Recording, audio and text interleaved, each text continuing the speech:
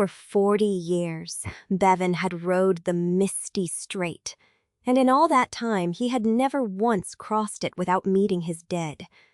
The strait was a mile of gray water between two shores, and a fog lived on it that no wind ever fully cleared, and the boatmen of both coasts knew what the local people only half believed, that the fog of the strait was not ordinary fog. It surfaced things. A man who rode out into that wet gray blindness would find, somewhere in the middle where neither shore could be seen, that the mist began to give back to him the things he carried. Not as ghosts exactly, nothing so simple as a haunting, but as memory made briefly visible, a face in the vapor, a voice under the slap of the water, the dead and the lost, and the bitterly regretted rising up out of the wat to keep a man company across the deepest part of the channel, and then thinning away again as the far bank came in sight. Passengers wept in Bevan's boat, and did not always know why. Bevan did not weep. He had crossed too many times for that, but he met his dead every trip, in the white heart of the water, and he had long ago stopped pretending he did not. The one he met was his daughter, Era, 19 years old forever, because 19 was the age at which she had needed to cross the strait in a hurry, in the bad years, when the men from the capital were taking the children of anyone who had spoken against them. And Bevan, careful Bevan, law-abiding Bevan, a ferryman who had spent his life keeping his head down and his license clean, had told her to wait. One more night, he had said. Let me arrange it properly. Let me not row my own daughter across in the dark like a smuggler and lose my boat and like living. Wait. And she had waited, because she trusted him. And in the night they had come for her. And that was the last of Era, and the fog had been giving her back to him in the middle of the strait every single crossing for the 22 years since. He had learned her face better in death than he had troubled to learn it in life. That was the particular cruelty of the strait, and the particular justice of it. It made you keep what you had failed to keep. So he was an old man now, and a quiet one, and he rowed his boat and met his daughter, and asked nothing of the world except to be left to finish his life on the water. And then, on a night when the fog lay so thick on the strait that the lamp on his jetty was a smear of gold in the dark, a woman came running down to the water, and everything began again. He heard her before he saw her. The wet slap of running feet, breath-torn ragged with fear. And then she was there, in the lamplight, perhaps 30, soaked to the knee, a bundle clutched against her chest, and her eyes white-rimmed and wild, looking back over her shoulder at the dark road behind her. "Please," she said. "Please, you have to take me across. Now, tonight."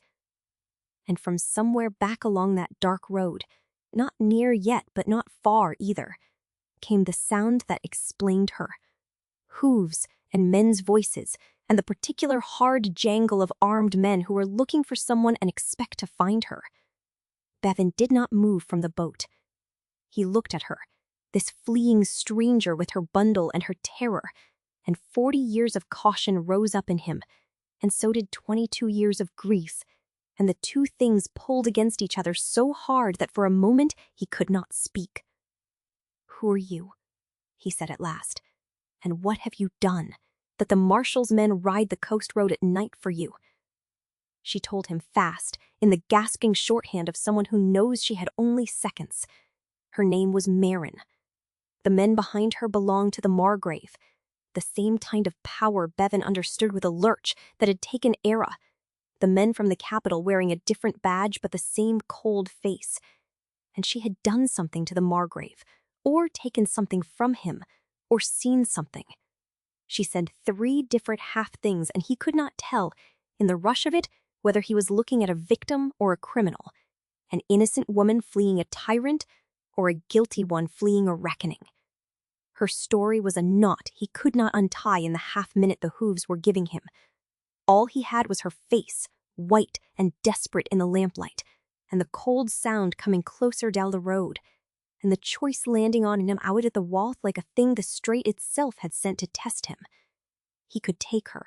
He could hand her down into the boat and push off into the white blindness before the riders reached the jetty, and row her across the Dulp Strait to the far shore and whatever Frida or escape waited there.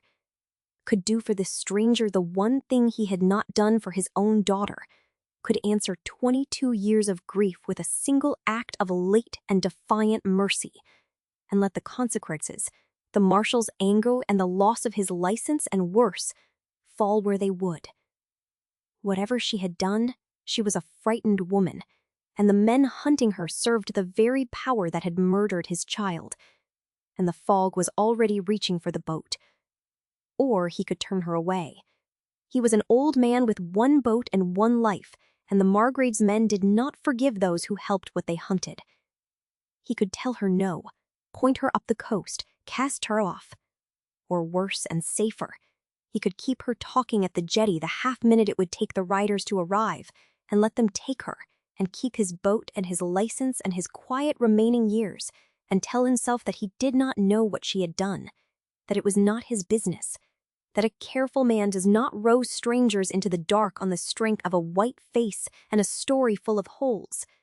He had been careful once before, with someone he loved a great deal more than this stranger. He knew exactly what careful cost.